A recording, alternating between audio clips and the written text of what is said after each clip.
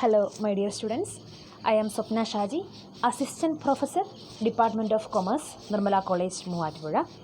Today, I am going to discuss about the preparation of project report of BCom and MCom students of MG University. നമുക്കറിയാം, നമുക്ക് ഒരു degree, അത് masters ആണെങ്കിലും bachelor's degree ആണെങ്കിലും ഒരു project report എന്ന് പറയുന്നത് അതിൻ്റെ ഒരു പാർട്ടായിട്ട് മാറിയിട്ടുണ്ട്. BCom കുട്ടികളെ സംബന്ധിച്ച് അതൊരു ഗ്രൂപ്പ് പ്രോജക്റ്റും PG കുട്ടികളെ സംബന്ധിച്ച് അതൊരു ഇൻഡിവിജ്വൽ പ്രോജക്റ്റുമാണ്.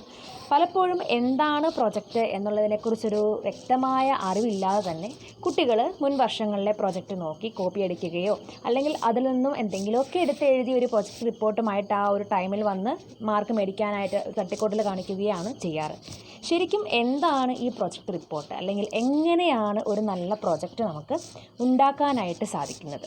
അതാണ് ഇന്ന് ഞാൻ ഈ വീഡിയോയിലൂടെ നിങ്ങളുമായിട്ട് ഷെയർ ചെയ്യാനായിട്ട് ഉദ്ദേശിക്കുന്നത്. നമുക്ക് സ്റ്റാർട്ട് ചെയ്യാം. Content of presentation.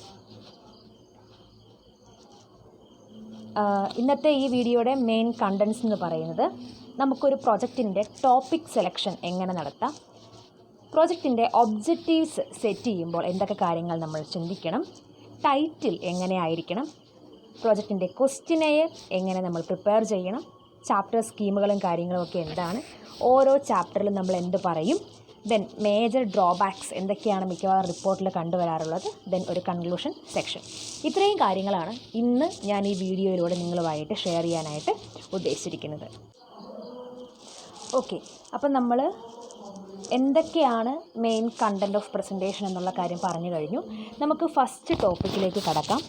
എൻ്റെ ഫസ്റ്റ് ടോപ്പിക് എന്ന് പറയുന്നത് ടോപ്പിക് സെലക്ഷൻ തന്നെയാണ്. ഓക്കെ, അപ്പം നമുക്ക് എങ്ങനെ ഒരു പ്രൊജക്റ്റിന് പറ്റിയ ടോപ്പിക്ക് സെലക്ട് ചെയ്യാം.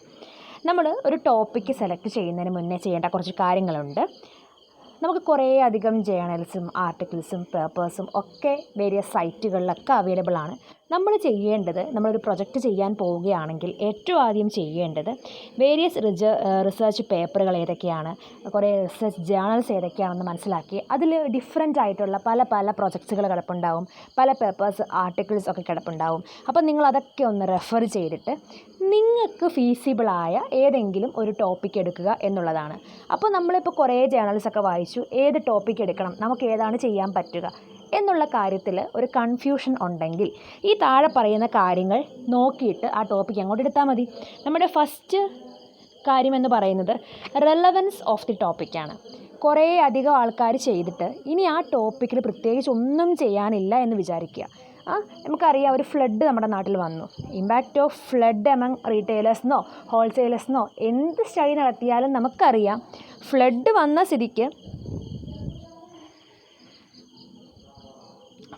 സ്ഥിതിക്ക് എന്തായാലും അവിടെ എന്ത് സംഭവിച്ചിട്ടുണ്ട്, പ്രശ്നം ഉണ്ടായിട്ടുണ്ട്.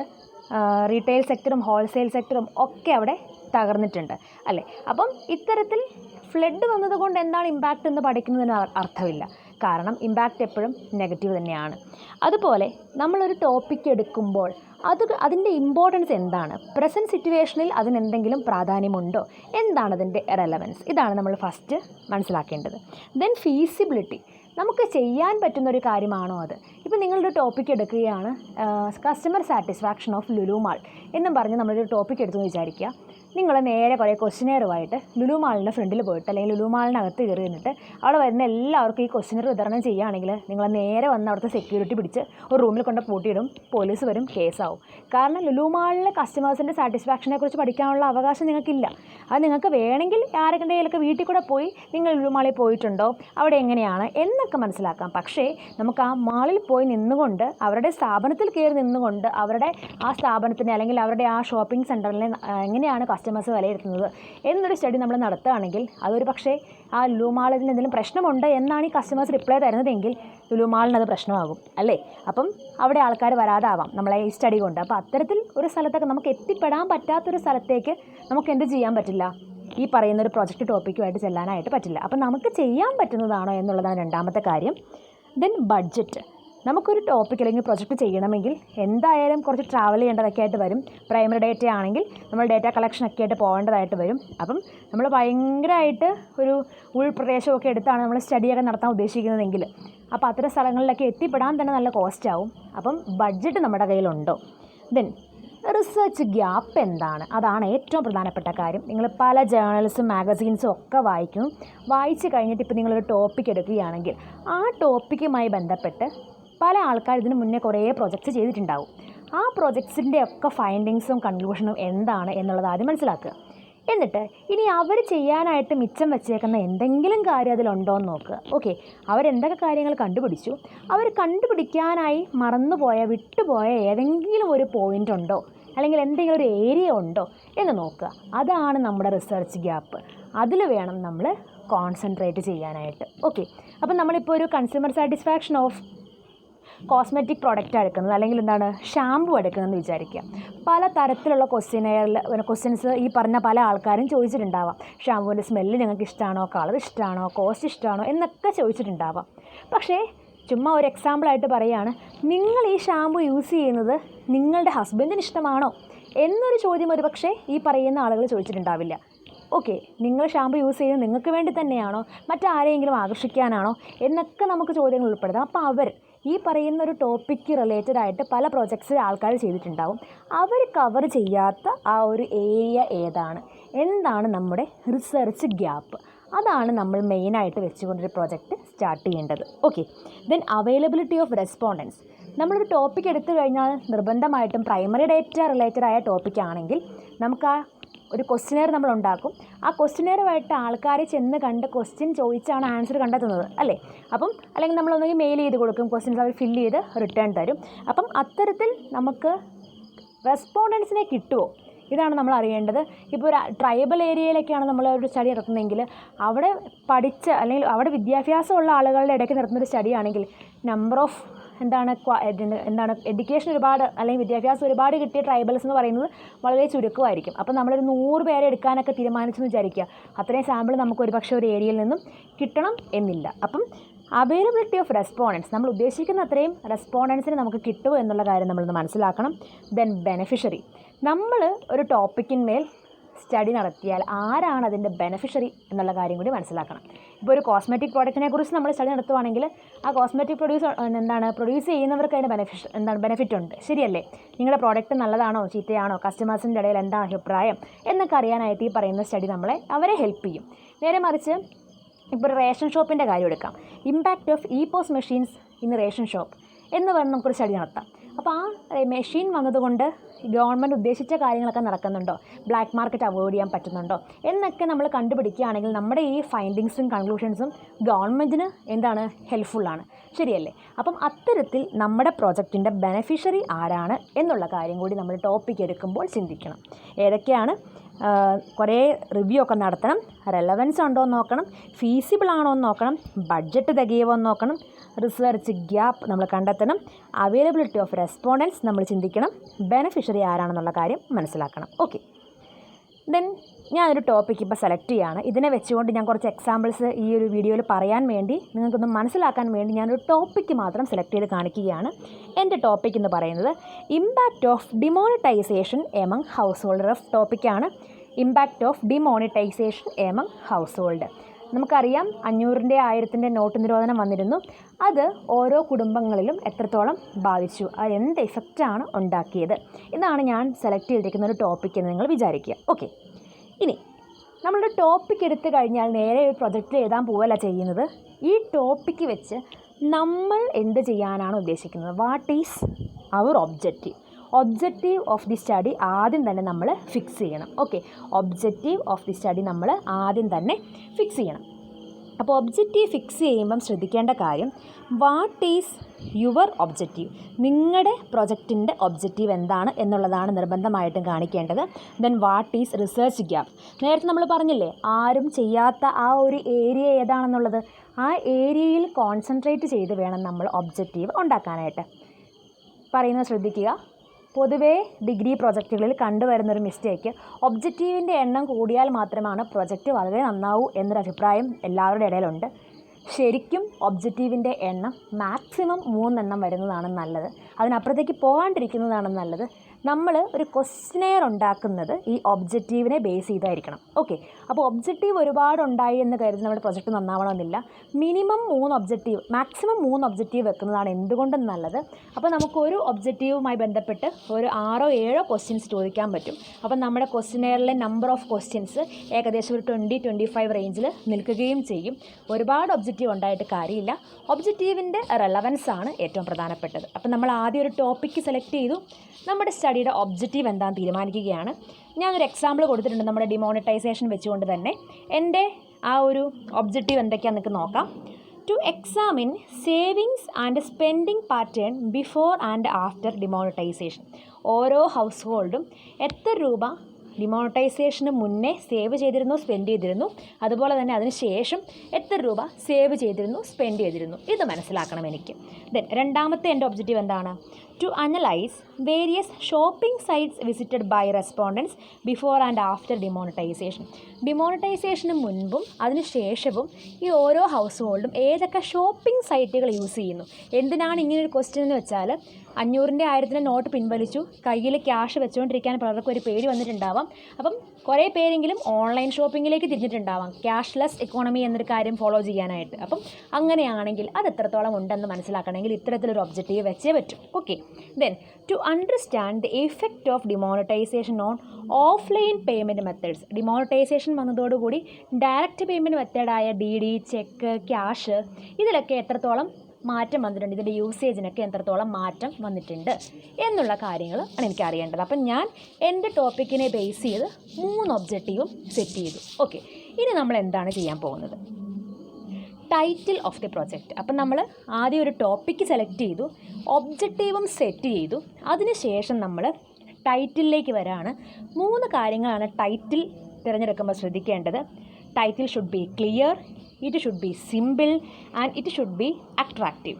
ടൈറ്റിൽ എപ്പോഴും ക്ലിയർ ആയിരിക്കണം. ആ പ്രൊജക്റ്റ് എന്താണ് എന്നുള്ള കാര്യം ആ ടൈറ്റിൽ കാണുമ്പോൾ തന്നെ മനസ്സിലാകണം. ഓക്കെ, ദെൻ സിമ്പിൾ ആയിരിക്കണം, മനസ്സിലാവണം എല്ലാവർക്കും, വളരെ ക്ലിയർ ആയിട്ട് പെട്ടെന്ന് ഐഡൻറ്റിഫൈ ചെയ്യാൻ പറ്റുന്ന കാര്യമായിരിക്കണം. ദെൻ അട്രാക്റ്റീവ് ആകണം, ഒറ്റ വായനയിൽ തന്നെ കാണാനായിട്ട് സാധിക്കണം. അല്ലെങ്കിൽ എന്താണ്, അത് ക്ലിയർ ആയിട്ട് മനസ്സിലാവാനായിട്ടും എല്ലാവരെയും ആകർഷിക്കാനും ക്യാച്ച് ചെയ്യാനും ഒക്കെ ആയിട്ട് സാധിക്കണം. അപ്പം അതാണ് 3 ഫീച്ചേഴ്സ്. ഏതൊക്കെയാണ്? ക്ലിയർ ആവണം, സിമ്പിൾ ആവണം, അട്രാക്റ്റീവ് ആവണം. അപ്പോൾ ഇനി നമുക്ക് അതിനൊരു എക്സാമ്പിൾ പറയാം. ഞാൻ എൻ്റെ ടോപ്പിക്കിനെ കുറേ കൂടി ക്ലാരിറ്റിയോട് കൂടി അത് എക്സ്പ്ലെയിൻ ചെയ്യുകയാണ്. എൻ്റെ ടോപ്പിക് എന്ന് പറയുന്നത് impact of demonetisation among house holds ആയിരുന്നു. അപ്പം ഞാൻ അതിനെ സിമ്പിളും ക്ലിയറും ഒക്കെ ആക്കാൻ പോവുകയാണ്. Impact of demonetisation among house holds in Payipra ഗ്രാമപഞ്ചായത്ത്. അപ്പം ഞാനൊരു ഏരിയ സെലക്ട് ചെയ്തു. അപ്പം ഞാൻ ഇവിടെ ഒരു പായിപ്ര ഗ്രാമപഞ്ചായത്ത് എന്നാണ് സ്പെസിഫൈ ചെയ്തിരിക്കുന്നത്. നിങ്ങൾ ശ്രദ്ധിക്കേണ്ട കാര്യം, മിക്കവാറും പ്രോജക്റ്റിൽ കണ്ടുവരുന്നൊരു മിസ്റ്റേക്ക്, പ്രോജക്റ്റിൻ്റെ ടോപ്പിക്കൊക്കെ എല്ലാവരും സെലക്ട് ചെയ്യും, impact of demonetisation among house holds in India, അല്ലെങ്കിൽ ഇൻ കേരള, അതുമല്ലെങ്കിൽ ഇൻ എറണാകുളം, ഇൻ മൂവാറ്റുപുഴ എന്നൊക്കെ പറഞ്ഞൊരു വൈഡർ ഏരിയ കൊടുക്കും. അവിടെ ശ്രദ്ധിക്കേണ്ട ഒരു കാര്യം എന്ന് വെച്ചാൽ, നമ്മൾ ഇൻ ഇന്ത്യ എന്നാണ് നമ്മുടെ ആ ഒരു ഹെഡിങ്ങിൽ കൊടുത്തിരിക്കുന്നതെങ്കിൽ നമ്മൾ ഇന്ത്യയിലുള്ള മജോറിറ്റി ആൾക്കാരെയെങ്കിലും കണ്ട് ഈ കാര്യം ചോദിച്ചിട്ടുണ്ടാവണം. നമുക്കതിന് പറ്റില്ല. ഇനി കേരളം എന്നാണെങ്കിൽ തിരുവനന്തപുരം മുതൽ കാസർഗോഡ് വരെയുള്ള എല്ലാ ജില്ലകളിൽ നിന്നും ഒരാളെ വെച്ചെങ്കിലും കണ്ട് ചോദിച്ചിട്ടുണ്ടാവണം. അതും നമുക്ക് പറ്റില്ല. ഇൻ എറണാകുളം എന്നാണെങ്കിലും ഈ പറയുന്ന കാര്യം നമ്മളെക്കൊണ്ട് സാധിക്കില്ല. അപ്പോൾ നമ്മുടെ ടോപ്പിക്, അല്ലെങ്കിൽ നമ്മുടെ ഈ ഡിഗ്രി ലെവൽ പ്രോജക്റ്റും PG ലെവൽ പ്രോജക്റ്റും ഒക്കെ നമ്മുടെ ആ സ്കോപ്പ് ഓഫ് ദി ഏരിയ, ആ ഏരിയ എന്ന് പറയുന്നത് വളരെ ലിമിറ്റ് ചെയ്യണം. എങ്കിൽ മാത്രമേ നമ്മുടെ സ്റ്റഡി നല്ലതാവുകയുള്ളൂ, വളരെ ക്ലിയർ ആവത്തുള്ളൂ. അപ്പം നമ്മൾ ഒരു ലിമിറ്റഡ് ഏരിയ സെലക്ട് ചെയ്യുക. അപ്പോൾ ഇവിടെ ഞാൻ പായിപ്ര ഗ്രാമപഞ്ചായത്ത് എന്നാണ് ടൈറ്റിൽ കൊടുത്തിരിക്കുന്നതെങ്കിലും പായിപ്ര ഗ്രാമപഞ്ചായത്തിലെ മൊത്തം ജനങ്ങളെ എനിക്ക് നടന്ന് കാണാൻ പറ്റുമോ? ഇല്ല. അപ്പോൾ പായിപ്ര ഗ്രാമപഞ്ചായത്തിൽ നിലവിൽ 24 വാർഡുണ്ട്. അപ്പം ഞാൻ എൻ്റെ പ്രോജക്റ്റിൻ്റെ ഡീറ്റെയിൽസിലേക്ക് പ്രോജക്റ്റ് റിപ്പോർട്ട് തയ്യാറാക്കുന്ന സമയത്ത് അവിടെ സ്കോപ്പ് അല്ലെങ്കിൽ ഏരിയ ഓഫ് ദി സ്റ്റഡി എന്ന് പറഞ്ഞൊരു ഭാഗമുണ്ട്. ആ ഭാഗത്ത് ഞാൻ കൃത്യമായിട്ട് പറയും, my project is limited to 1 and 24th ward of Paipra gramapanchayat. Paipra ഗ്രാമപഞ്ചായത്തിലെ 1 ഉം 24 വാർഡിലാണ് ഞാൻ എൻ്റെ സ്റ്റഡി നടത്തിയിരിക്കുന്നത് എന്ന് പറഞ്ഞാൽ ക്ലിയറായി.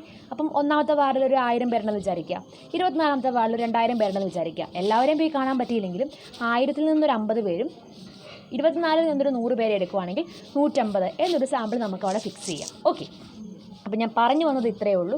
നമ്മൾ ടൈറ്റിൽ എഴുതുമ്പോൾ നമ്മുടെ ടോപ്പിക് അതിലുണ്ടാവണം, എവിടെയാണ് നമ്മുടെ പ്രൊജക്റ്റ് നടക്കുന്നത് എന്നുള്ളതും കൂടെ കാണിക്കുന്നത് നല്ലതായിരിക്കും. പക്ഷേ അത് കമ്പൽസറി അല്ല. പ്രൊജക്റ്റിൻ്റെ ടൈറ്റിൽ വളരെ സ്മോൾ ആയിരിക്കണം എന്നുള്ള ഒരു കൺസെപ്റ്റും കൂടെ പല ടെക്സ്റ്റുകളിലും കണ്ടുവരുന്നുണ്ട്. അപ്പോൾ വേണമെങ്കിൽ ഈ സ്ഥലപ്പേര് നമുക്ക് ഒഴിവാക്കാം. അത് നിങ്ങളുടെ ഗൈഡ് പറയുന്നത് എന്താണോ അത് ഫോളോ ചെയ്യുന്നതായിരിക്കും ബെറ്റർ.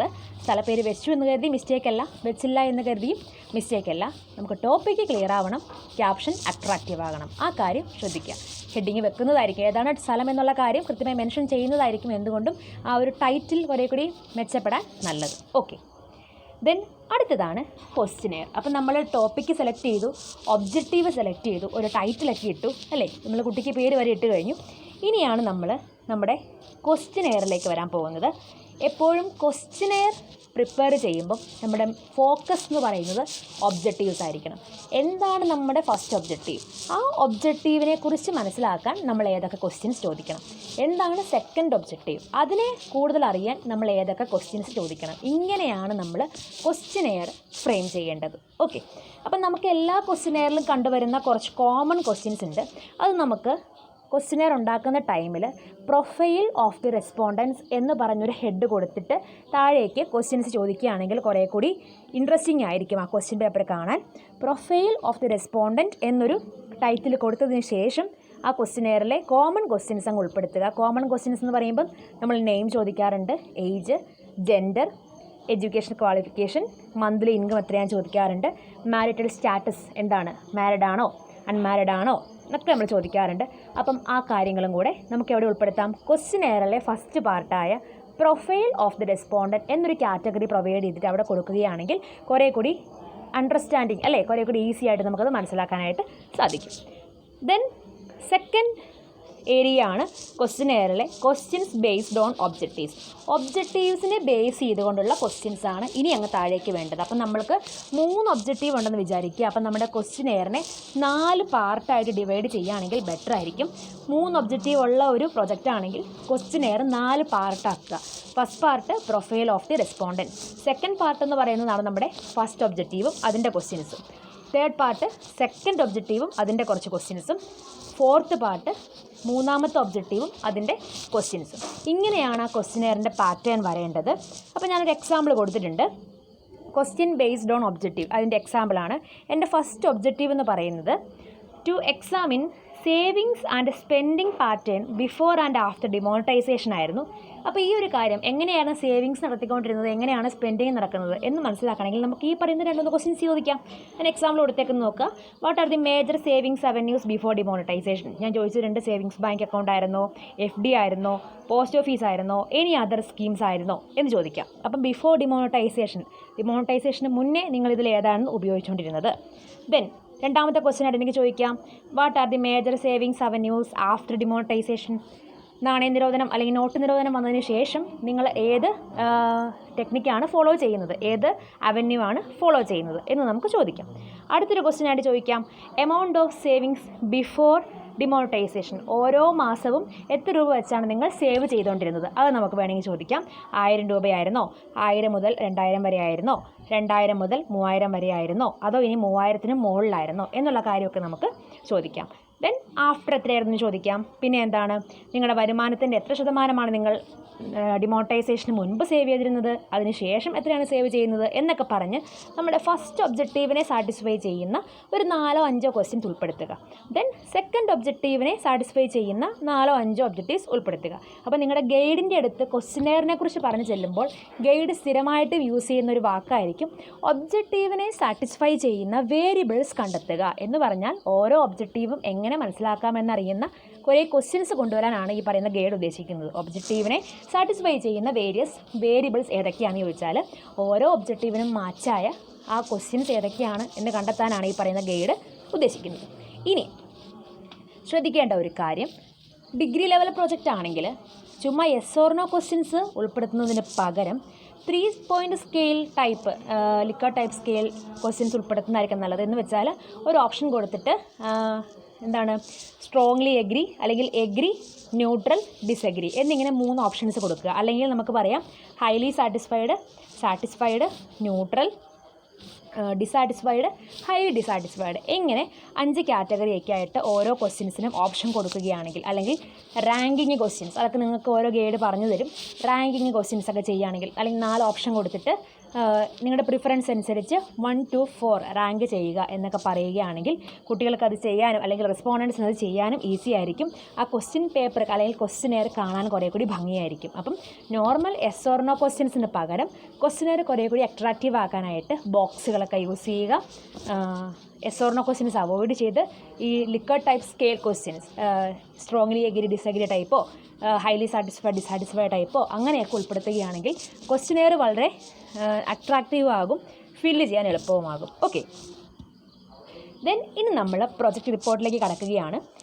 അപ്പോൾ നമ്മൾ ടോപ്പിക് സെലക്ട് ചെയ്തു, ഒബ്ജക്റ്റീവ് സെറ്റ് ചെയ്തു, ടൈറ്റിൽ ഇട്ടു, ക്വസ്റ്റ്യനെയർ ഉണ്ടാക്കി, ഡേറ്റയൊക്കെ നമുക്ക് കളക്ട് ചെയ്യാം. ഡേറ്റ കളക്ഷനൊക്കെ അതൊരു വഴി നടക്കട്ടെ. ദെൻ നമുക്ക് ചാപ്റ്റേഴ്സ് ഏതൊക്കെയാണെന്ന് നോക്കാം. നമുക്ക് പ്രൊജക്റ്റിന് പ്രധാനമായിട്ടും 5 ചാപ്റ്ററാണുള്ളത്. ചില ഫോർമാറ്റ് ഫോളോ ചെയ്യുന്ന കോളേജുകളാണെങ്കിൽ ഡിഗ്രി സ്റ്റുഡൻസിന് 4 ചാപ്റ്ററും PG സ്റ്റുഡൻസിന് 5 ചാപ്റ്ററും ആയിരിക്കും. പക്ഷേ 5 ഫോളോ ചെയ്യുന്നതാണ് എപ്പോഴും ബെറ്റർ. നമുക്ക് നോക്കാം. ചാപ്റ്റർ 1 എന്ന് പറയുന്നത് ഇൻട്രൊഡക്ഷനാണ്. ചാപ്റ്റർ 2 റിവ്യൂ ഓഫ് ലിറ്ററേച്ചറാണ്. ചാപ്റ്റർ 3 തിയറിറ്റിക്കൽ ഫ്രെയിംവർക്കാണ്. Chapter 4 analysis and interpretation. Then chapter 5 findings, conclusions and suggestions. ഇങ്ങനെ 5 ചാപ്റ്ററാണ് നമുക്കൊരു പ്രോജക്റ്റിനുള്ളത്. ഈ ഓരോ ചാപ്റ്റേഴ്സും എന്താണ്, അതിലെ കണ്ടൻറ്റ് എന്തൊക്കെയാണ് എന്നുള്ള കാര്യമാണ് ഞാൻ ഇനി പറയാനായിട്ട് പോകുന്നത്. അപ്പം നമുക്ക് ഈ ഓരോ ചാപ്റ്റേഴ്സും എന്തൊക്കെയാണെന്ന് കണ്ടു നോക്കാം. ചാപ്റ്റർ 1 എന്ന് പറയുന്നതാണ് ഇൻട്രൊഡക്ഷൻ. ഇൻട്രൊഡക്ഷൻ ചാപ്റ്ററിൽ എന്തൊക്കെ കാര്യങ്ങൾ വേണം? ഫസ്റ്റ് എന്ന് പറയുന്നത് സ്മോൾ ഇൻട്രൊഡക്ഷൻ എബൌട്ട് ടോപ്പിക്ക്. നിങ്ങളൊരു ടോപ്പിക്കൊക്കെ സെലക്ട് ചെയ്ത് എല്ലാം റെഡിയാക്കിയിട്ടുണ്ട്. അപ്പോൾ എന്താണ് നിങ്ങളുടെ ടോപ്പിക്ക്? ഇപ്പോൾ ഒരു consumer buying behaviour of shopping മാളാണെന്ന് വിചാരിക്കുക. അപ്പം എന്താണ് കൺസ്യൂമർ ബൈയിങ് ബിഹേവിയർ, എന്താണ് ഷോപ്പിംഗ് മാൾ എന്നൊക്കെ കാണിച്ചുകൊണ്ട് ഒരു പാരഗ്രാഫാണ് അത് പറയേണ്ടത്. ദെൻ അടുത്തതാണ് സ്റ്റേറ്റ്മെൻറ്റ് ഓഫ് പ്രോബ്ലം. ഓക്കെ, അപ്പോൾ നമ്മൾ സ്മോൾ ഇൻട്രൊഡക്ഷൻ കഴിഞ്ഞാൽ നമ്മൾ അടുത്തതായിട്ട് കാണിക്കാറുള്ളത് സ്റ്റേറ്റ്മെൻറ്റ് ഓഫ് പ്രോബ്ലം ആണ്. അതിന് തൊട്ട് താഴെ നമ്മൾ കാണിക്കാറുള്ളത് സിഗ്നിഫിക്കൻസ് ഓഫ് ദി സ്റ്റഡിയാണ്. നിങ്ങൾ ശ്രദ്ധിക്കേണ്ട ഒരു കാര്യം, ഒരു കോൺട്രാഡിക്ഷൻ എപ്പോഴും വരുന്ന ഒരു ഏരിയ ആണ് സ്റ്റേറ്റ്മെൻറ്റ് ഓഫ് പ്രോബ്ലവും സിഗ്നിഫിക്കൻസ് ഓഫ് ദി സ്റ്റഡിയും. ഒരു നല്ല പ്രൊജക്റ്റ് ആണെങ്കിൽ ഇത് രണ്ടും കൂടെ ഒരുമിച്ച് കാണിക്കേണ്ട കാര്യമില്ല. രണ്ടും ഏകദേശം ഒന്ന് തന്നെയാണ്. സ്റ്റേറ്റ്മെൻറ്റ് ഓഫ് പ്രോബ്ലം എന്ന് വെച്ചാൽ ഞാൻ ഓൾറെഡി പറഞ്ഞു, നിങ്ങൾ ഒരു പ്രൊജക്റ്റ് ചെയ്യാൻ തുടങ്ങുമ്പോൾ നമ്മൾ റിസർച്ച് ഗ്യാപ്പ് കണ്ടെത്താനായിട്ട് പറഞ്ഞിരുന്നു. ഇതുവരെ ആരും സ്റ്റഡി നടത്താത്ത ആ ഒരു ഏരിയ എന്താണ്, അല്ലെങ്കിൽ ആ ഒരു പ്രോബ്ലം എന്താണ്, ആ പ്രോബ്ലം ആയിരിക്കും നമ്മൾ എന്ത് ചെയ്യാൻ പോണത്, അതിനുള്ള ആൻസറാണ് കണ്ടെത്താനായിട്ട് പോണത് അല്ലേ. അപ്പം സ്റ്റേറ്റ്മെൻറ്റ് ഓഫ് പ്രോബ്ലം എന്ന് പറയുന്നത് എന്താണ് നമ്മുടെ റിസർച്ച് ഗ്യാപ്പ്, ആ ഒരു പ്രോബ്ലത്തിന് നമ്മൾ എന്ത് സൊല്യൂഷൻ കണ്ടെത്താനാണ്, അല്ലെങ്കിൽ ആ ഒരു ഏരിയ ഏതാണ്, നമ്മൾ അതെങ്ങനെയാണ് നമ്മൾ ഈ പ്രൊജക്റ്റിലൂടെ കണ്ടെത്താനായിട്ട് പോകുന്നത്, അല്ലെങ്കിൽ നമ്മളെ എന്തുകൊണ്ട് ആ ഒരു ഏരിയ എടുത്തു എന്നുള്ള കാര്യം നമ്മുടെ ആ ഒരു പ്രോബ്ലം ഡിഫൈൻ ചെയ്യുന്നതാണ് സ്റ്റേറ്റ്മെൻറ്റ് ഓഫ് പ്രോബ്ലം. അതിൻ്റെ തന്നെ മറ്റൊരു വേർഷനാണ്. നല്ല ലാംഗ്വേജ് ഉള്ള കുട്ടികൾ സ്റ്റേറ്റ്മെൻറ്റ് ഓഫ് പ്രോബ്ലം എഴുതുന്നതായിരിക്കും ഏറ്റവും ബെറ്റർ. എന്താണ് നമ്മുടെ പ്രോബ്ലം, ആ റിസർച്ച് ഗ്യാപ്പ് എന്തൊക്കെയാണ് എന്നൊക്കെ കൃത്യമായിട്ട് പറഞ്ഞ് ഇതാണ് മെയിൻ നമ്മുടെ പ്രശ്നം, ആ ഒരു പ്രശ്നത്തിന് സൊല്യൂഷൻ കണ്ടെത്താനായിട്ടാണ് ഞാൻ ഈ പ്രൊജക്റ്റ് ചെയ്യുന്നത് എന്നൊരു രീതിക്ക് ആ ഏരിയ കാണിക്കുകയാണെങ്കിൽ ബെറ്റർ ആയിരിക്കും. ഇനി അത്രയ്ക്ക് ലാംഗ്വേജ് ഒക്കെ ഇല്ലാത്ത കുട്ടികളാണെങ്കിൽ എന്തുകൊണ്ടാണ് നിങ്ങളുടെ ഈ സ്റ്റഡി പ്രധാനപ്പെട്ടത് എന്ന് പറയുന്നതാണ് സിഗ്നിഫിക്കൻസ് ഓഫ് ദി സ്റ്റഡി. രണ്ടും കൂടെ ഒന്നിച്ച് വെക്കേണ്ട കാര്യമില്ല, ഏതെങ്കിലും ഒരെണ്ണം വെച്ചാൽ മതി. പ്രൊജക്റ്റിൻ്റെ ക്രൈറ്റീരിയ ബേസ് വെച്ച് നോക്കുമ്പം സ്റ്റേറ്റ്മെൻറ്റ് ഓഫ് പ്രോബ്ലം കാണിക്കുന്നതാണ് എന്തുകൊണ്ടും നല്ലത്. ഇനി അത് ഫോളോ ചെയ്യാൻ പറ്റാത്ത കുട്ടികളാണ്, ലാംഗ്വേജ് പ്രശ്നമൊക്കെ ഉണ്ടെങ്കിൽ സിഗ്നിഫിക്കൻസ് ഓഫ് ദി സ്റ്റഡി കാണിച്ചാൽ മതിയാകും. എന്തുകൊണ്ടാണ് നിങ്ങളുടെ പ്രൊജക്റ്റ് ഇത്ര ഇമ്പോർട്ടൻറ്റ്, നിങ്ങൾ ഈ പ്രൊജക്റ്റിൽ എന്താണ് ചെയ്യാൻ ഉദ്ദേശിച്ചിരിക്കുന്നത് എന്നുള്ളതാണ് സിഗ്നിഫിക്കൻസ് ഓഫ് ദി സ്റ്റഡിയിൽ നിങ്ങൾ പറയേണ്ടത്. ഓക്കെ, ദെൻ അടുത്തതാണ് സ്കോപ്പ് ഓഫ് ദി സ്റ്റഡി. മിക്കവാറും ഒരു വൈവ ക്വസ്റ്റ്യനൊക്കെ പോയിരിക്കുമ്പം എല്ലാ ടീച്ചേഴ്സും ചോദിക്കുന്ന ഒരു ഏരിയ ആണ് വാട്ട് ഈസ് യുവർ സ്കോപ്പ്. അപ്പോൾ നിങ്ങൾ കുറേ അങ്ങോട്ട് പറയും എൻ്റെ ക്വസ്റ്റ്യനർ ഇങ്ങനെയായിരുന്നു, അങ്ങനെ ഇങ്ങനെയൊക്കെ കുറേ ആൻസർ പറയും. ശരിക്കും സ്കോപ്പ് എന്ന് പറയുമ്പോൾ ഉദ്ദേശിക്കുന്നത് നിങ്ങളുടെ ഏരിയ ഓഫ് ദി സ്റ്റഡിയാണ്. നിങ്ങൾ ആ സ്റ്റഡി നടത്തിയിരിക്കുന്നത് ഏത് ഏരിയയിലാണ്. ഇപ്പം ഞാൻ എൻ്റെ കേസ് പറയുകയാണെങ്കിൽ ഡിമോണിറ്റൈസേഷൻ ഇൻ പായപ്ര ഗ്രാമപഞ്ചായത്ത് എന്ന് പറഞ്ഞു. പക്ഷേ പായപ്ര ഗ്രാമപഞ്ചായത്തിൽ ഞാൻ സെലക്ട് ചെയ്തിരിക്കുന്ന ആ ഒരു ഏരിയ ഏതാണ്? അപ്പം ward number 1 and ward number 24 of Payipra grama panchayat. And my study is limited to 100 respondents among these 2 wards. Okay, അപ്പോൾ ഞാൻ 1ഉം 24ഉം വാർഡ് സെലക്ട് ചെയ്തു. അതിൽ ആകെ 100 പേരിലേക്ക് എൻ്റെ സ്റ്റഡി ഞാൻ ലിമിറ്റ് ചെയ്തു എന്ന് പറഞ്ഞ് മൈ ഏരിയ ഓഫ് സ്റ്റഡി അല്ലെങ്കിൽ ആ സ്കോപ്പ് ഓഫ് സ്റ്റഡി, ആ ഒരു കാര്യമാണ് കൃത്യമായിട്ട് അവിടെ പറയേണ്ടത്. പിന്നെ വേണമെങ്കിൽ നിങ്ങൾക്ക് പറയാം, നിങ്ങൾക്ക് ചില ക്വസ്റ്റ്യനിൽ നിങ്ങൾ ഫീമെയിൽസിനോട് മാത്രമായിരിക്കാം ചില പ്രോജക്റ്റ് ചോദിക്കുക. Problems and challenges faced by micro entrepreneurs, women entrepreneurs എന്നൊക്കെ ആണെങ്കിൽ നിങ്ങളുടെ ആ ഒരു പ്രോജക്റ്റിൻ്റെ ടൈറ്റിൽ പോലെ തന്നെ നിങ്ങൾ ക്വസ്റ്റ്യനറുമായിട്ട് ചെന്ന് കാണുന്നത് വുമൺ, പിന്നെ സ്ത്രീജനങ്ങളെ ആയിരിക്കും. അപ്പോൾ നിങ്ങൾക്ക് ആ സ്കോപ്പിൽ പറയാം റെസ്പോണ്ടൻസ് ആർ വുമൺ എന്നോ ഒക്കെ ചൂണ്ടിക്കാണിക്കാം. അപ്പോൾ അങ്ങനെയുള്ള കാര്യങ്ങൾ നിങ്ങളുടെ ആ പ്രൊജക്റ്റിൻ്റെ ഏരിയ അല്ലെങ്കിൽ ആ പ്രോജക്റ്റ് എവിടെ നടന്നു, അങ്ങനെയുള്ള കാര്യങ്ങളാണ് എവിടെ കാണിക്കേണ്ടത്, സ്കോപ്പിൽ കാണിക്കേണ്ടത്. Okay, then objective of the study നമ്മൾ ഓൾറെഡി ഇപ്പം ഒബ്ജക്റ്റീവ് ഒക്കെ സെറ്റ് ചെയ്തിരുന്നു. മാക്സിമം 3 ഒബ്ജക്റ്റീവ് വേണമെന്ന് പറഞ്ഞു, മതിയെന്ന് പറഞ്ഞു. ആ ഒബ്ജക്റ്റീവ്സ് 1 by 1 ആയിട്ട് ഒബ്ജക്റ്റീവ്സ് ഓഫ് ദി സ്റ്റഡിക്ക് താഴെ കാണിക്കുക. ഇനി ഹൈപ്പോതസിസ് ഓഫ് ദി സ്റ്റഡിയാണ്. ഇത് PG ലെവൽ സ്റ്റുഡൻസ് ആണ് ചെയ്യേണ്ടത്. ഡിഗ്രി ലെവൽ സ്റ്റുഡൻസ് ഹൈപ്പോതസിസ് ഫോളോ ചെയ്യേണ്ട ആവശ്യമില്ല, ചെയ്താലും തെറ്റൊന്നുമില്ല. പക്ഷേ ഒരു ഡിഗ്രി ലെവൽ പ്രൊജക്റ്റുകൾക്ക് ഹൈപ്പോതസിസ് വെക്കാതിരിക്കുന്നതായിരിക്കും ബെറ്റർ. അല്ലെങ്കിൽ പിന്നെ വെച്ച് കഴിഞ്ഞാൽ എന്താണെന്ന് ചോദിച്ചാൽ അതിന് മറുപടി കൊടുക്കാനുള്ള ആ ഒരു കപ്പാസിറ്റി വെക്കുന്ന കുട്ടിക്ക് ഉണ്ടാവണം. ടീച്ചറെ മാത്രം ആശ്രയിച്ചിട്ട് കാര്യമില്ല. ഓക്കെ, ദെൻ അതിനുശേഷം തുടർന്ന് വരുന്ന ഭാഗമാണ് മെത്തഡോളജി. നമ്മുടെ പ്രൊജക്റ്റിൻ്റെ ആ ഒരു എങ്ങനെയാണ് പ്രൊജക്റ്റ് നടത്തിയത്, അതിൻ്റെ മെത്തഡോളജി എന്തായിരുന്നു എന്നുള്ള കാര്യം കൃത്യമായിട്ട് കാണിക്കണം. അതിനകത്ത് 3 കാര്യങ്ങളാണ് വരേണ്ടത്. സെലക്ഷൻ ഓഫ് സാമ്പിൾ, കൃത്യമായിട്ട് ഈ 3 കാര്യങ്ങളെക്കുറിച്ച് അവിടെ പറഞ്ഞിട്ടുണ്ടാവണം. സാമ്പിളിനെ കുറിച്ച് പറയുമ്പം details about population, what is your population എന്നായിരിക്കും മിക്കവാറും വൈവയ്ക്ക് വരുന്നൊരു ടീച്ചർ നിങ്ങളോട് ചോദിക്കാൻ പോകുന്നത്. നമ്മൾ ഇന്ത്യയുടെ ജനസംഖ്യയൊക്കെ തപ്പിപ്പോകുന്ന ഒരു കാഴ്ച ആ സമയത്ത് കണ്ടുവരാറുണ്ട്.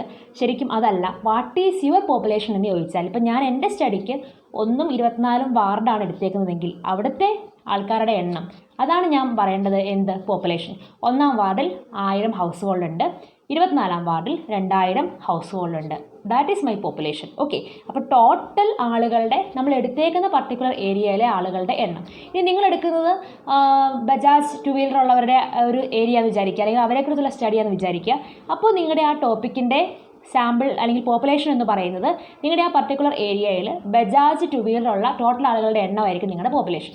അപ്പോൾ അതാണ് പോപ്പുലേഷൻ. കൃത്യമായിട്ട് പറയണം പോപ്പുലേഷൻ എത്രയാണ്. ദെൻ സാമ്പിളിംഗ് ടെക്നിക്ക്, ഓരോ ഏരിയയിൽ നിന്നും സാമ്പിൾ സെലക്ട് ചെയ്യാൻ നമ്മൾ സാമ്പിളിംഗ് ടെക്നിക്ക് യൂസ് ചെയ്യും. മിക്കവാറും ഡിഗ്രി പ്രോജക്റ്റിന് കണ്ടുവരുന്ന ഒരു സാമ്പിളിംഗ് ടെക്നിക്ക് കൺവീനിയൻറ്റ് സാമ്പിളിംഗ് ആണ്. സൗകര്യാർത്ഥം നമ്മൾ കുറച്ച് ആൾക്കാരെ കണ്ടുപിടിച്ച് ഡേറ്റ കളക്ട് ചെയ്യുമെന്ന് പറയും. പിന്നെ ചില ക്വസ്റ്റ്യൻസ് ഉണ്ട്, ചില ടെക്നിക്കുകളുണ്ട്, സ്നോബോൾ സാമ്പിളിംഗ് എന്നൊക്കെ പറയാം. ഇപ്പം നിങ്ങളുടെ പ്രദേശത്തുള്ള NRI, non residents of Indian, ഫോറിനിൽ നിന്ന് വന്നവരെ ബേസ് ചെയ്തൊരു പ്രൊജക്റ്റാണ് നിങ്ങൾ നടത്തുന്നത് വിചാരിക്കുക. അപ്പോൾ ആരൊക്കെയാണ് ഇപ്പോൾ ഗൾഫിൽ നിന്ന് വന്നവരെന്ന് അറിയാനായിട്ട് വേറെ മാർഗ്ഗമൊന്നും ഇല്ലെങ്കിൽ നമ്മളിപ്പോൾ ഒരാളെ പോയി കാണും, എന്നിട്ട് അയാളോട് ചോദിക്കും ചേട്ടൻ്റെ പരിചയത്തിൽ ഗൾഫിൽ നിന്ന് വന്ന മറ്റാരെങ്കിലും ഉണ്ടോ. അപ്പോൾ പുള്ളി അടുത്തയാളെ സജസ്റ്റ് ചെയ്യും. അയാളുടെ അടുത്തുമ്പോഴത്തേക്കും പുള്ളി അടുത്തയാളെ സജസ്റ്റ് ചെയ്യും. അങ്ങനെ നമ്മുടെ ചന്ദ്രിക സോപ്പിൻ്റെ പരസ്യം പോലെ ഞാൻ നിനക്ക് റെക്കമെൻഡ് ചെയ്യുന്നു എന്ന് പറയുന്ന പോലെ നമ്മൾ ഓരോരുത്തരും ഇങ്ങനെ പറഞ്ഞു കൊടുത്തുകൊണ്ടേയിരിക്കും. അത്തരത്തിൽ ചോദിച്ച് പോവുകയാണെങ്കിൽ നമുക്ക് പറയാം സ്നോബോൾ സാമ്പിളിംഗ് മെത്തേഡ് എന്ന് പറയാം. പിന്നെ random sampling, simple random sampling എന്നൊക്കെ പറഞ്ഞ് ഡിഫറെൻറ്റ് സാമ്പിളിംഗ് മെത്തേഡ്സ് ഉണ്ട്. നിങ്ങളത് സ്റ്റാറ്റിസ്റ്റിക്സിലൊക്കെ പഠിച്ചിട്ടുണ്ടാവും. അപ്പോൾ അതിൽ നിങ്ങൾ ഏതാണോ ഉപയോഗിച്ചിരിക്കുന്നത് അത് കൃത്യമായിട്ട് പറയണം. നിങ്ങളുടെ സാമ്പിൾ സൈസ് എത്രയാണെന്നുള്ള കാര്യം പറയണം. നിങ്ങൾ ഡേറ്റ കളക്ഷന് വേണ്ടി ഉപയോഗിച്ചിരിക്കുന്ന 50 റെസ്പോണ്ടൻസ് ആണെങ്കിൽ 50 ആണ്. ടോട്ടൽ പോപ്പുലേഷൻ 500 ആയിരുന്നു. ഞങ്ങൾ ഇന്ന സാമ്പിളിംഗ് ടെക്നിക്ക് ഉപയോഗിച്ചുകൊണ്ട് 50 ആണ് എടുത്തത്. ആ കാര്യം കൃത്യമായിട്ട് പറയണം. ദെൻ ഡേറ്റ കളക്ഷൻ, നമുക്ക് 2 തരത്തിലുള്ള ഡേറ്റയാണ് ഒരു നോർമൽ പ്രോജക്റ്റിന് വരിക. ഒന്ന് പ്രൈമറി ഡേറ്റയും ഒന്ന് സെക്കൻഡറി ഡേറ്റയും. പ്രൈമറി ഡേറ്റയും സെക്കൻഡറി ഡേറ്റയും. പ്രൈമറി ഡേറ്റ എന്ന് പറയുന്നത് നമ്മൾ ക്വസ്റ്റ്യനറൊക്കെ ഉപയോഗിച്ച് ഈ പറയുന്ന റെസ്പോണ്ടൻസിൻ്റെ അടുത്ത് പോയി ചോദിച്ച് കളക്ട് ചെയ്യുന്ന ഡേറ്റയാണ് പ്രൈമറി ഡേറ്റ. സെക്കൻഡറി ഡേറ്റ എന്ന് വെച്ചാൽ നിങ്ങൾ ആ പ്രോജക്റ്റുമായി ബന്ധപ്പെട്ട് പ്രീവിയസ് സ്റ്റഡീസൊക്കെ വായിക്കുകയും പല സൈറ്റുകളിൽ നിന്നൊക്കെ എടുക്കുന്ന കാര്യങ്ങളൊക്കെ നോട്ട് ചെയ്യുന്നതാണ് സെക്കൻഡറി ഡേറ്റ. അപ്പം എല്ലാ പ്രോജക്റ്റിനും ഒരു പ്രൈമറി ഡേറ്റയുടെ ഭാഗവും ഒരു സെക്കൻഡറി ഡേറ്റയുടെ ഭാഗവും ഉണ്ടാവും. അപ്പോൾ നമ്മളത് പറയണം. ഡേറ്റ കളക്ഷൻ, പ്രൈമറി ഡേറ്റ നമ്മൾ ക്വസ്റ്റ്യനർ ഉപയോഗിച്ചൊക്കെയാണ് കളക്ട് ചെയ്തത്. സെക്കൻഡറി ഡേറ്റ പല ബുക്കുകളിൽ നിന്നൊക്കെയാണ് നമുക്ക് കിട്ടിയത്, അല്ലെങ്കിൽ ജേർണൽസിൽ നിന്നാണ് നമ്മൾ കളക്ട് ചെയ്യുന്നുള്ള കാര്യമൊക്കെ കൃത്യമായിട്ട് പറയണം. ദെൻ അടുത്തതാണ് ടൂൾസ് ഓഫ് ഡേറ്റ അനാലിസിസ്. നമ്മൾ ഒരു സ്റ്റഡി നടത്തുമ്പോൾ അതിൽ വിവരങ്ങളൊക്കെ നമ്മളൊന്ന് കൺവേർട്ട് ചെയ്യാനും മനസ്സിലാക്കാനും ഒക്കെ ആയിട്ട് വേരിയസ് സ്റ്റാറ്റിസ്റ്റിക്കൽ ടൂൾസൊക്കെ യൂസ് ചെയ്യും. അതൊക്കെ നിങ്ങളുടെ ഗൈഡന്മാർ നിങ്ങൾക്ക് പറഞ്ഞു തരും. ആവറേജസോ പെർസെൻറ്റേജസോ കുറേ കൂടി സ്റ്റാൻഡേർഡായിട്ട് വേറെ ടെസ്റ്റുകളോ ഒക്കെ നമുക്ക് യൂസ് ചെയ്യാം. അപ്പോൾ അതാ ഇതൊക്കെയാണെന്ന് കൃത്യമായിട്ട് പറയണം. ഓക്കെ, ദെൻ അടുത്ത ഒരു കാര്യമാണ് നമ്മുടെ പ്രൊജക്റ്റിൽ വേണ്ടത്, പീരീഡ് ഓഫ് ദി സ്റ്റഡി. നിങ്ങൾ ഏത് ടൈം പീരീഡിലാണ് സ്റ്റഡി നടത്തിയത്. അത് ഏതെങ്കിലും ഒരു 6 മാസം പീരീഡ് ആയിരിക്കും. നിങ്ങളുടെ 6ാമത്തെ സെമസ്റ്റർ തുടങ്ങുന്ന ആ ഒരു ടൈം തൊട്ട് എൻഡ് ചെയ്യുന്ന ഒരു ടൈം പീരീഡ് വരെയാണ് നമ്മൾ ഏകദേശം കൊടുക്കാറ്. Then limitations of the study. ശരിക്കും പ്രൊജക്റ്റിന് ആവശ്യമില്ലാത്തൊരു സാധനമാണ് ലിമിറ്റേഷൻ. പക്ഷേ നമ്മൾ നോർമലായിട്ട് ഫോളോ ചെയ്തു വരുന്ന സാഹചര്യം വെച്ചിട്ട് നമ്മൾ ലിമിറ്റേഷൻസ് കാണിക്കാറുണ്ട്. ലിമിറ്റേഷൻസിൽ പറയുന്നത് നമ്മുടെ സ്റ്റഡിയുടെ പോരായ്മകൾ എന്തൊക്കെയാണെന്നുള്ളതാണ്. ശരിക്കും പോരായ്മകൾ കാണിക്കേണ്ട കാര്യമില്ല. കാരണം പോരായ്മയായിട്ട് മിക്കവാറും വെക്കുന്നത് അവർ study is limited to 50 samples only, 50 പേരിൽ നിന്ന് മാത്രമാണ് നമ്മൾ ഡേറ്റ കളക്ട് ചെയ്തത്. അതുകൊണ്ട് തന്നെ ഈ പറയുന്ന സ്റ്റഡി അത്ര ഇമ്പോർട്ടൻ്റ് അല്ലെങ്കിൽ കറക്റ്റ് ആവണമെന്നില്ല എന്നൊക്കെ ആയിരിക്കും നമ്മൾ ലിമിറ്റേഷൻ വെക്കുന്നത്. ശരിക്കും നമ്മൾ നമ്മുടെ സ്കോപ്പിൽ പറഞ്ഞിട്ടുണ്ട് നമ്മുടെ സ്റ്റഡി 50 പേരുടെ ഇടയിൽ തന്നെയാണ് നടത്തുന്നത്. അപ്പോൾ പിന്നെ അത് ലിമിറ്റേഷൻ ആണെന്ന് പറയാൻ പറ്റുമോ? ഇല്ല. Then our time is very limited, so time is the major problem of my project എന്നൊക്കെ പറഞ്ഞ് നമ്മൾ ലിമിറ്റേഷൻ വെക്കാറുണ്ട്. നമുക്കറിയാം ഒരു ഡിഗ്രി പ്രൊജക്റ്റ് ചെയ്യാൻ എന്തായാലും 6 മാസം ടൈം പീരീഡേ കിട്ടുള്ളൂ. അപ്പോൾ അതൊരു ലിമിറ്റേഷൻ അല്ല. പക്ഷേ നമ്മൾ ഫോളോ ചെയ്തു വരുന്ന സിസ്റ്റം അനുസരിച്ച് ലിമിറ്റേഷൻ എന്താണെന്നും കൂടെ കാണിക്കേണ്ടതും അത്യാവശ്യമാണ്. അപ്പോൾ അത് കാണിച്ചേക്കുക. Then chapter scheme. നമ്മുടെ പ്രോജക്റ്റിൽ ഏതൊക്കെ ചാപ്റ്റേഴ്സാണുള്ളത്? ഞാൻ ഓൾറെഡി ചാപ്റ്റർ സ്കീം പറഞ്ഞിരുന്നു. ചാപ്റ്റർ 1, 2, 3, 4, 5 എന്നും പറഞ്ഞുകൊണ്ട് 5 ചാപ്റ്റേഴ്സ് ഉണ്ട്. ആ 5 ചാപ്റ്റേഴ്സിൻ്റെ ആ ഹെഡിങ്സും കൂടെ ഈ പറയുന്ന ഫസ്റ്റ് ചാപ്റ്ററിൽ ഉൾപ്പെടുത്തുക. അപ്പോൾ ഇത്രയും കാര്യങ്ങളാണ് നമ്മുടെ ഫസ്റ്റ് ചാപ്റ്ററിന് ആവശ്യമായത്. ഓക്കെ, ഇനി നമ്മൾ ചാപ്റ്റർ 2വിലേക്ക് കടക്കുകയാണ്. ചാപ്റ്റർ 2 എന്ന് വെച്ചാൽ റിവ്യൂ ഓഫ് ലിറ്ററേച്ചർ ആണ്. അതെന്ന് വെച്ചാൽ previous studies related to our topics. നമ്മൾ ഓൾറെഡി അത് വായിച്ചതിന് ശേഷമാണ് ടോപ്പിക്കൊക്കെ സെലക്ട് ചെയ്തത്. അത് നമ്മൾ സൂക്ഷിച്ച് വെക്കണം. നമ്മൾ ഇതിനു മുമ്പ് ടോപ്പിക്ക് സെലക്ട് ചെയ്യാനായിട്ട് ഏതൊക്കെ റിവ്യൂസൊക്കെ വായിച്ചു, നമ്മൾ സെലക്ട് ചെയ്ത ടോപ്പിക്കുമായി ബന്ധപ്പെട്ട് പ്രീവിയസ് നടന്ന സ്റ്റഡീസ് ഏതൊക്കെയാണ് എന്നുള്ള കാര്യമൊക്കെ നമ്മൾ നോട്ട് ചെയ്ത് അവരുടെ ആ ഒരു മേജർ ഫൈൻഡിങ്സ് എന്താണെന്നൊക്കെ മനസ്സിലാക്കി വെക്കണം. Follow chronological order of year of articles. എന്നിട്ട് നമ്മളിത് എന്ത് ചെയ്യണം? സെക്കൻഡ് ചാപ്റ്ററായിട്ട് കാണിക്കണം. നമ്മുടെ ടോപ്പിക്കുമായി ബന്ധപ്പെട്ട് പ്രീവിയസ് ആയി നടന്നിരിക്കുന്ന സ്റ്റഡീസിൻ്റെ ആ ഒരു സംഭവങ്ങൾ ഒരു ചുരുക്കം നമ്മൾ എന്ത് ചെയ്യണം? പ്രൊജക്റ്റിൽ കാണിക്കണം. അത് നമ്മൾ ക്രൊണോളജിക്കൽ ഓർഡർ ഓഫ് ഇയർ. ഇപ്പം 1980 ഇറങ്ങിയ കുറേ പ്രൊജക്റ്റ് ഉണ്ടാവാം, 2000 ഇറങ്ങിയതുണ്ടാവാം, 2010 അപ്പോൾ നമ്മൾ ക്രൊണോളജിക്കൽ ഓർഡർ ഫോളോ ചെയ്യണം. ഏറ്റവും ആദ്യം കാണിക്കേണ്ടത് ഏറ്റവും അവസാനം ഇറങ്ങിയത് വേണം കാണിക്കാൻ. 2020 ഇറങ്ങിയതുണ്ടെങ്കിൽ 2020, 19, 18 അങ്ങനെ റിവേഴ്സ് ഓർഡറിൽ നമ്മൾ എന്ത് കാണിക്കണം? ഈ പറയുന്ന ഇയർ കാണിക്കണം. ഇയറിൻ്റെ ബേസിസിൽ നമ്മൾ ഈ പറയുന്ന റിസർച്ച് റിവ്യൂസ് കാണിക്കണം. Okay, bibliography of reviews necessary. പ്രൊജക്റ്റിൻ്റെ ഏറ്റവും ഒടുവിലായിട്ട് നമ്മൾ ഓരോ സൈറ്റിൽ നിന്നും എന്തൊക്കെ എടുത്തു എന്ന് കാണിച്ചുകൊണ്ട് ബിബ്ലിയോഗ്രഫി APA സ്റ്റൈലിൽ നിർബന്ധമായിട്ട് നമ്മൾ കാണിച്ചിട്ടുണ്ടാവണം. Based on availability maximum number of reviews can be included in your project. നമ്മൾ എടുക്കുന്ന ടോപ്പിക്കിനെ ആശ്രയിച്ചിരിക്കും നമ്മുടെ റിവ്യൂസ്. ഇപ്പോൾ നമ്മൾ എടുക്കുന്നത് ഇമ്പാക്റ്റ് ഓഫ് കൊറോണ എന്ന് വിചാരിക്കുക. കൊറോണ എന്ന് പറയുന്നത് ഇപ്പോൾ ഈ അടുത്ത കാലത്തൊന്ന് രോഗം. അപ്പോൾ അതിനെക്കുറിച്ച് എത്രത്തോളം സ്റ്റഡി നടന്നിട്ടുണ്ടെന്നൊക്കെ ഉള്ളതൊരു ചോദ്യമാണ്. അപ്പം നമുക്ക് എന്ത് ചെയ്യാൻ പറ്റില്ല? റിവ്യൂസ് കിട്ടിയെന്ന് വരില്ല.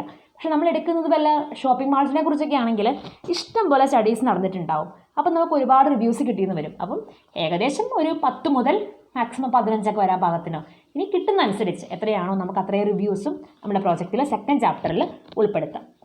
ദെൻ ചാപ്റ്റർ 3 എന്ന് പറയുന്നതാണ് തിയറട്ടിക്കൽ ഫ്രെയിംവർക്ക്. ഒരു എക്സാമ്പിൾ ഞാൻ തന്നിട്ടുണ്ടെന്ന് മനസ്സിലാവും. ഇൻഫർമേഷൻ അബൌട്ട് അവർ ടോപ്പിക് അതാണ് ഉൾപ്പെടുത്തേണ്ടത്. ഇപ്പം ഡിമോണിറ്റൈസേഷനാണ് എൻ്റെ ടോപ്പിക്ക്. അതുകൊണ്ട് ഞാൻ ആ തേർഡ് ചാപ്റ്ററിൽ ഉൾപ്പെടുത്താൻ പോകുന്നത് what is demonetisation, effect of demonetisation, history, features, advantages. അങ്ങനെ ഇപ്പം നിങ്ങൾ എടുക്കുന്നത് കൺസ്യൂമർ ബൈയിങ് ബിഹേവിയർ ആണെങ്കിൽ എന്താണ് ബൈയിങ് ബിഹേവിയർ, എന്താണ് കൺസ്യൂമർ ബൈയിങ് ബിഹേവിയറിൻ്റെ ഫീച്ചേഴ്സ്, അഡ്വാൻറ്റേജസ്, ഡിസഡ്വാൻറ്റേജസ്, ഡ്രോബാക്സ് അങ്ങനെയൊക്കെ പറയാം. നിങ്ങൾ ഏതെങ്കിലും ഷോപ്പിംഗ് മാളിനെ കുറിച്ചാണ് പഠിക്കുന്നതെങ്കിൽ വേരിയസ് ഷോപ്പിംഗ് മാൾ ഏതൊക്കെയാണ്, നിങ്ങൾ എടുത്തേക്കുന്ന ഷോപ്പിംഗ് മാളിൻ്റെ കുറച്ച് ഹിസ്റ്ററി, ഡീറ്റെയിൽസ് ഇങ്ങനെയുള്ള കാര്യങ്ങളൊക്കെയാണ് ചാപ്റ്റർ 3യിൽ നമ്മൾ ഉൾപ്പെടുത്തുന്നത്. ഓക്കെ, മാക്സിമം പേജ് കൂട്ടാനായിട്ട് നമ്മൾ ഉപയോഗിക്കുന്ന ഒരു ചാപ്റ്ററാണ് ചാപ്റ്റർ 3. അപ്പം അത് കൂട്ടുന്നതനുസരിച്ച് നമ്മുടെ പ്രൊജക്റ്റിൻ്റെ പേജും കൂടിക്കോളും. Then chapter 4 analysis and interpretation. അവിടെയും ഒരു സ്മോൾ ഇൻട്രൊഡക്ഷൻ വേണം. അത് പാസ്റ്റ് ടെൻസിൽ കാണിക്കുന്നതായിരിക്കും കുറേ കൂടി ഒരു സ്മോൾ ഇൻട്രൊഡക്ഷൻ കൊടുക്കുക, നമ്മുടെ പ്രോജക്റ്റ് എന്തായിരുന്നുള്ള കാര്യം കാണിക്കുക. ദെൻ ഒരു ക്വസ്റ്റ്യന് ഒരു ടേബിൾ എന്ന രീതിക്കാണ് നമ്മളത് ഫോളോ ചെയ്യാറ്. ഗ്രാഫ് എല്ലാ ക്വസ്റ്റ്യനും കാണിക്കണമെന്ന് യാതൊരു നിർബന്ധവുമില്ല. കോംപ്ലക്സ് ആയ ക്വസ്റ്റ്യൻസിന് മാത്രം ഗ്രാഫ് കാണിക്കുന്നതാണ് ബെറ്റർ, അല്ലേ? നമ്മൾ ഈസി അണ്ടർസ്റ്റാൻഡിങ്ങിന് വേണ്ടി വെക്കുന്നതാണ് ഗ്രാഫ്. അപ്പം ഞാനൊരു ഫോർമാറ്റ് അവിടെ കൊടുത്തിട്ടുണ്ട്. ഇങ്ങനെ കൊടുക്കുന്നതായിരിക്കും കുറേ കൂടി നല്ലത്. ടേബിളിൽ നിർബന്ധമായിട്ട് നമ്മൾ നമ്പേഴ്സ് കൊടുക്കണം. ഇപ്പോൾ കമ്മ്യൂണിറ്റിയാണ് ഇതിൻ്റെ ചോദ്യം. പല കമ്മ്യൂണിറ്റി ഉണ്ട്. General, SC, ST, OBC, OEC എന്നൊക്കെ കാറ്റഗറി ഉണ്ട്. അപ്പം ഞാൻ ടേബിൾ 4.1 4th ചാപ്റ്ററിലെ ഫസ്റ്റ് ടേബിൾ ആയതുകൊണ്ടാണ് 4.1. ഫ്രീക്വൻസി കാണിച്ചു, പെർസെൻറ്റേജ് കാണിച്ചു, അതിൻ്റെ എക്സ്പ്ലനേഷൻ കൊടുത്തു. ദെൻ അതിന് താഴെ ഗ്രാഫ് പ്രൊവൈഡ് ചെയ്തു. ഈ ഒരു ഫോർമാറ്റ് ഫോളോ ചെയ്യുന്നതായിരിക്കും ബെറ്റർ. അപ്പോൾ 4th ചാപ്റ്ററിൻ്റെ കാര്യം ഇതാണ്. ദെൻ ചാപ്റ്റർ 5 ആണ് കേട്ടോ അത്. Chapter 5 findings, conclusion and suggestions. ഫൈൻഡിങ്സിനെ കുറിച്ച് പറഞ്ഞേക്കുന്നത് നമ്മൾ ഇതുവരെ പ്രൊജക്റ്റ് എന്ത് ചെയ്തു എന്നുള്ള കാര്യം പാസ്റ്റ് ടെൻസിൽ അവിടെ കൃത്യമായിട്ട് പറയണം. ഇതായിരുന്നു ഞങ്ങളുടെ പ്രൊജക്റ്റ്, ഇന്നതായിരുന്നു ഒക്കെ സാമ്പിൾ, ഞങ്ങൾ ഇന്ന ടെക്നിക്സ് ആണ് ഫോളോ ചെയ്തത് എന്നുള്ള കാര്യമൊക്കെ പാസ്റ്റ് ടെൻസിൽ ഒരു ഇൻട്രൊഡക്ഷൻ പോലെ കൊടുക്കുക. ദെൻ ഒരു ടേബിളിൽ നിന്നും ഒരു ഫൈൻഡിങ്സ് എങ്കിലും നിർബന്ധമായിട്ട് നമ്മൾ കാണിക്കണം. Must provide finding of each objective. ഓരോ ഒബ്ജക്റ്റീവിൻ്റെ ഫൈൻഡിങ് എന്താണെന്നുള്ളത് കൃത്യമായിട്ട് എന്ത് ചെയ്യണം, കാണിച്ചിട്ടുണ്ടാവണം. Follow the order of objective. ഒന്നുകിൽ നമ്മൾ ക്വസ്റ്റ്യനെയറിൻ്റെ സെയിം ഓർഡറിൽ തന്നെ ഫൈൻഡിങ്സ് കാണിക്കുന്നതായിരിക്കും ബെറ്റർ. അല്ലെങ്കിൽ ഫസ്റ്റ് ഒബ്ജക്റ്റീവും അതിൻ്റെ ഫൈൻഡിങ്സും, സെക്കൻഡ് ഒബ്ജക്റ്റീവ് അതിൻ്റെ ഫൈൻഡിങ്സ്, അങ്ങനെ ഒബ്ജക്റ്റീവിനെ ബേസ് ചെയ്തുകൊണ്ട് ഫൈൻഡിങ്സ് കാണിക്കുകയാണെങ്കിൽ കുറേ കൂടി ഈസി അണ്ടർസ്റ്റാൻഡിങ് ആയിരിക്കും. ഓക്കെ, അപ്പം ആ ചാപ്റ്ററും കഴിഞ്ഞു. ആ ചാപ്റ്ററിൽ നെക്സ്റ്റ് പാർട്ട് എന്ന് പറയുന്നതാണ് conclusion. It should derive from your project. ഇപ്പം നമ്മളൊരു ടോപ്പിക്കിനെ കുറിച്ച് പഠിച്ചു, നമ്മൾ കുറേ ക്വസ്റ്റ്യൻസ് ഒക്കെ ചോദിച്ചു. നമ്മുടെ പ്രൊജക്റ്റിനെ ബേസ് ചെയ്തുകൊണ്ട് വേണം നമ്മൾ എന്തുണ്ടാക്കാൻ, കൺക്ലൂഷൻ ഉണ്ടാക്കാൻ. നമ്മൾ ഊഹങ്ങളൊന്നും അല്ല അവിടെ കൺക്ലൂഷനിൽ കാണിക്കേണ്ടത്. നമ്മുടെ പ്രോജക്റ്റിൽ എന്താണോ കിട്ടിയിരിക്കുന്നത് അതായിരിക്കണം നമ്മുടെ കൺക്ലൂഷൻ. 2-3 കൺക്ലൂഷൻ മാക്സിമം മതിയാകും. Then suggestion. അതും ഈ പറയുന്ന പോലെ നമ്മുടെ പ്രൊജക്റ്റിനെ ബേസ് ചെയ്തുകൊണ്ട് വേണം സജഷൻ ഉണ്ടാക്കാൻ. ഇതാണ് ഒരു റിസർച്ച് ഗ്യാപ്പായിട്ട് ഇനി ഈ മേഖലയിൽ വർക്ക് ചെയ്യുന്ന ഒരാൾക്ക് ഉപകരിക്കാൻ പോകുന്നത്. നമ്മൾ പറഞ്ഞേക്കുകയാണ്, ഇപ്പം LPG സബ്സിഡിയെക്കുറിച്ച് പഠിക്കാം, അല്ലെങ്കിൽ ഇമ്പാക്റ്റ് ഓഫ് ഇപോസ് മെഷീനെക്കുറിച്ച് പഠിച്ചു. എന്നിട്ട് പറയുകയാണ് ഇപോസ് മെഷീൻ വന്നിട്ടും ബ്ലാക്ക് മാർക്കറ്റ് എന്ന സംഭവം അവിടെ ഉണ്ട്, ബില്ലിംഗ് സിസ്റ്റം ശരിയല്ല എന്നൊക്കെയാണ് റെസ്പോണ്ടൻസ് കൊണ്ടുവരുന്നത്. അപ്പോൾ അതുകൊണ്ട് government should improve the billing system എന്നാണ് നമ്മൾ പറയുന്നതെങ്കിൽ അടുത്ത റിസർച്ച് നടത്തുന്ന ആൾക്ക് എന്താണ് ഈ ബില്ലിംഗ് സിസ്റ്റം, അതിൻ്റെ പോരായ്മ എന്താണ് എന്നുള്ളത് പഠിക്കാനായിട്ട് പറ്റും അല്ലേ. അപ്പം നമ്മുടെ കൺക്ലൂഷൻ അല്ലെങ്കിൽ സജഷൻ അടുത്ത ഫർദർ റിസർച്ച് നടത്തുന്ന ആൾക്ക് ഒരു റിസർച്ച് ഗ്യാപ്പ് പ്രൊവൈഡ് ചെയ്യാൻ പറ്റുന്നതാണെങ്കിൽ നമ്മുടെ പ്രൊജക്റ്റ് കുറേ കൂടി നല്ലതാണെന്ന് പറയാം. ഓക്കെ, ദെൻ പ്രൊജക്റ്റുമായി ബന്ധപ്പെട്ട മറ്റ് കുറച്ച് കാര്യങ്ങളാണ്. പ്രൊജക്റ്റിൻ്റെ ഏറ്റവും അവസാനം ബിബ്ലിയോഗ്രഫി വെക്കണം. നമ്മൾ പ്രൊജക്റ്റ് റിലേറ്റഡ് കാര്യങ്ങളൊക്കെ ഏതൊക്കെ സൈറ്റിൽ നിന്നും ഏതൊക്കെ ആർട്ടിക്കിൾസിൽ നിന്നും ഒക്കെ എടുത്തു എന്ന് കാണിക്കുന്ന ആ ഒരു ബിബ്ലിയോഗ്രഫി നമ്മൾ APA സ്റ്റൈലിൽ കാണിക്കണം. ബുക്കും കാണിക്കണം, വെബ്സൈറ്റും കാണിക്കണം. ഓർക്കേണ്ട ഒരു കാര്യം, ബിബ്ലിയോഗ്രഫി നമ്മൾ ഫോളോ ചെയ്തില്ലെങ്കിൽ നമുക്ക് വരാവുന്ന മറ്റൊരു പ്രശ്നമാണ് പ്ലേജറിസം. മറ്റൊരാളുടെ കണ്ടൻറ്റ് അവരുടെ അനുമതിയില്ലാതെ നമ്മൾ അവരുടെ പേര് പോലും കോട്ട് ചെയ്യാതെ നമ്മുടെ പ്രോജക്റ്റിൽ ഉൾപ്പെടുത്തുന്നുവെങ്കിൽ അത് പ്ലേജറിസമാണ്, കുറ്റമാണ്, നമ്മൾ ശിക്ഷിക്കപ്പെടാം. ഓക്കെ, അപ്പോൾ അത് പ്ലേജറിസം കണ്ടുപിടിക്കാനുള്ള സോഫ്റ്റ്വെയർ ഒക്കെ അവൈലബിൾ ആണെന്ന് എല്ലാവരും ഒന്ന് മനസ്സിലാക്കിക്കൊള്ളുക. അപ്പം മറ്റൊരാളുടെ ഒരു സാധനം അതുപോലെ കോപ്പി അടിക്കാൻ നമുക്ക് അവകാശമില്ല. അത് നമ്മുടേതായ രീതിയിൽ മാറ്റി എഴുതാനോ അല്ലെങ്കിൽ വേറെ ഒരു നിവൃത്തിയില്ലെങ്കിൽ അവരെ റെഫർ ചെയ്തിട്ട് എഴുതാനോ അവരുടെ പേര് കൃത്യമായി ബിബ്ലിയോഗ്രഫിയിൽ കൊടുത്തിട്ട് എഴുതാനോ നമുക്ക് എന്തുള്ളൂ, റൈറ്റ് ഉള്ളൂ. ദെൻ ക്വസ്റ്റ്യനെയർ പ്രൊജക്റ്റിൻ്റെ അവസാനം നിർബന്ധമായിട്ടും അറ്റാച്ച് ചെയ്യണം, മോഡൽ ക്വസ്റ്റ്യനെയർ. ദെൻ പ്രൊജക്റ്റിൻ്റെ തുടക്കത്തിൽ നിർബന്ധമായ ഒരു കവർ ഷീറ്റ് ഉണ്ടാവണം, സർട്ടിഫിക്കറ്റ്സുകൾ ഉണ്ടാവണം, അക്നോളജ്മെൻറ്റ് ഉണ്ടാവണം, നമ്മുടെ പ്രൊജക്റ്റിൻ്റെ കണ്ടൻറ്റ് എന്താണെന്ന് കാണിച്ചുകൊണ്ടുള്ള ആ ഒരു ആമുഖം പേജ് അവിടെ ഉണ്ടാവണം. നമ്മുടെ പ്രോജക്റ്റിൽ എത്ര ടേബിൾസ് ഉണ്ട് അതിൻ്റെ ലിസ്റ്റും പേജ് നമ്പറും കാണിക്കണം. ദെൻ നമ്മുടെ പ്രോജക്റ്റിൽ ഏതൊക്കെ ഫിഗേഴ്സ് ഗ്രാഫൊക്കെ യൂസ് ചെയ്തിട്ടുണ്ട് അതിൻ്റെ ടൈറ്റിലും പേജ് നമ്പറും നിർബന്ധമായിട്ടും കാണിക്കണം. ഇനി ഒരു പ്രോജക്റ്റിൻ്റെ വാല്യുവേഷൻ എങ്ങനെയാണ് വരാൻ പോകണമെന്നാണ് പറയുന്നത്. പ്രോജക്റ്റിന് നമ്മൾ 80 മാർക്കിലാണ് മാർക്കിടുന്നത്. ഇൻറ്റേണൽ 20ഉം എക്സ്റ്റേണൽ 80ഉം. ഇൻറ്റേണൽ ടീച്ചർമാരെ ആശ്രയിച്ചിരിക്കും. അവർ പ്രോജക്റ്റിൽ 3 കുട്ടികളുള്ള ടീമാണെങ്കിൽ ഏറ്റവും നന്നായിട്ട് ചെയ്യുന്ന കുട്ടിക്ക് ഒരു പക്ഷേ കൂടുതൽ മാർക്ക് കിട്ടിയെന്നൊക്കെ ഇരിക്കാം. പക്ഷേ എക്സ്റ്റേണലിൻ്റെ ബേസിക് ക്രൈറ്റീരിയ എന്ന് പറയുന്നത് ടോപ്പിക്കിൻ്റെ റെലവൻസിന് 10 മാർക്ക്, ഒബ്ജക്റ്റീവ്സിന് 5 മാർക്ക്, മെത്തഡോളജി കൃത്യമായിട്ട് ഫോളോ ചെയ്തിട്ടുണ്ടെങ്കിൽ 10 മാർക്ക്, ആ പ്രസൻറ്റേഷനും കാണാൻ ഭംഗിയൊക്കെ ഉണ്ടെങ്കിൽ 5 മാർക്ക്, അനാലിസിസും ഫൈൻഡിങ്സിൻ്റെ ഒക്കെ ഒരു ക്വാളിറ്റിക്ക് 15 മാർക്ക്, ബിബ്ലിയോഗ്രഫിക്ക് 5 മാർക്ക്, ഇങ്ങനെ 50 മാർക്കും, വൈവിക്ക് നമ്മൾ ആൻസർ ചെയ്യുന്നതിന് 30 മാർക്കും. അങ്ങനെ 80 മാർക്കാണ് നിങ്ങൾക്ക് പ്രോജക്റ്റിന് മാക്സിമം കിട്ടുക. 20 മാർക്ക് ഇൻറ്റേണലാണ്. അപ്പോൾ എല്ലാവരും നല്ലൊരു പ്രോജക്റ്റ് ചെയ്യാനായിട്ട് ഈ വീഡിയോ ഹെൽപ്ഫുൾ ആവട്ടെ എന്ന് ഞാൻ വിചാരിക്കുന്നു. എന്തെങ്കിലും ഡൗട്ട് ഉണ്ടെങ്കിൽ വീഡിയോയ്ക്ക് താഴെ കമൻറ്റ് ചെയ്യും. Okay, thank you.